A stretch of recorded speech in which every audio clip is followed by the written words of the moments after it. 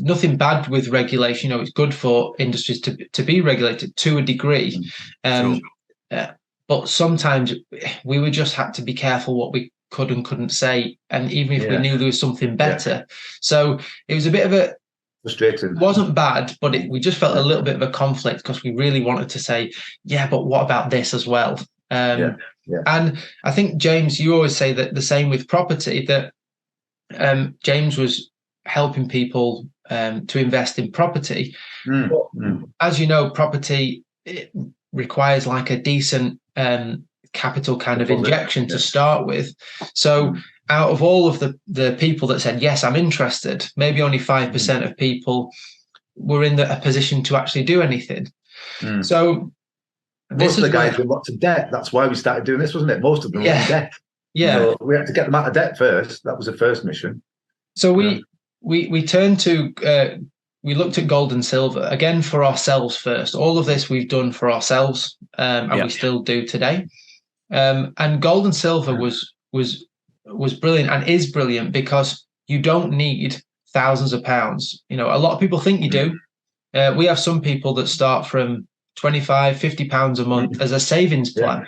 It can be that small. Wow. I didn't realise. I was one of those people who thought you would need thousands of pounds. Yeah, exactly. No. And it's really nice that people can start. And let me give you the elevator pitch for gold. This is the reasons why we do it. Sure. There's two main reasons.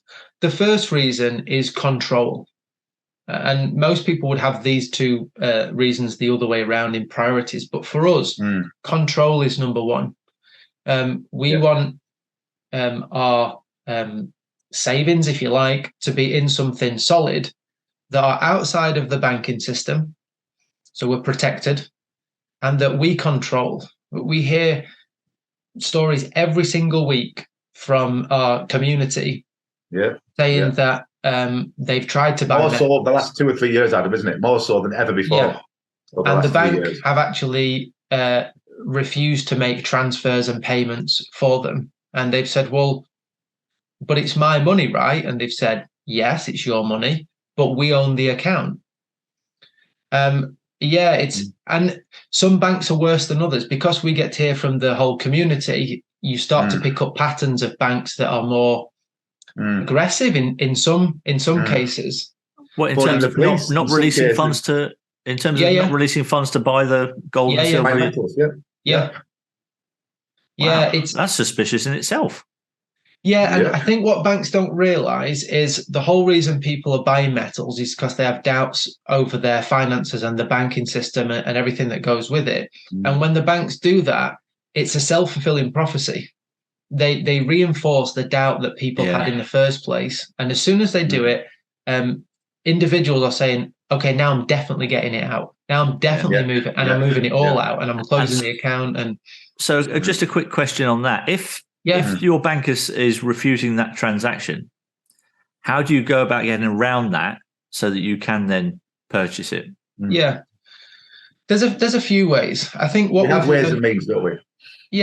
Over the years, we've learned that banks they have knee-jerk reactions to things that are a surprise to them. So, for example, if you try and transfer a large amount to a new recipient, they panic and they kind of put the brakes on everything.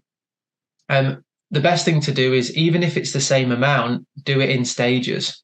There's certain threshold, each bank is different, that if you transfer over that amount, then it raises an alarm or red flag or whatever. So, which is silly because you can transfer the same amount at, let's say, £10,000, again, just because it's an easy number, £1,000 a day for 10 days or 10,000 in one day.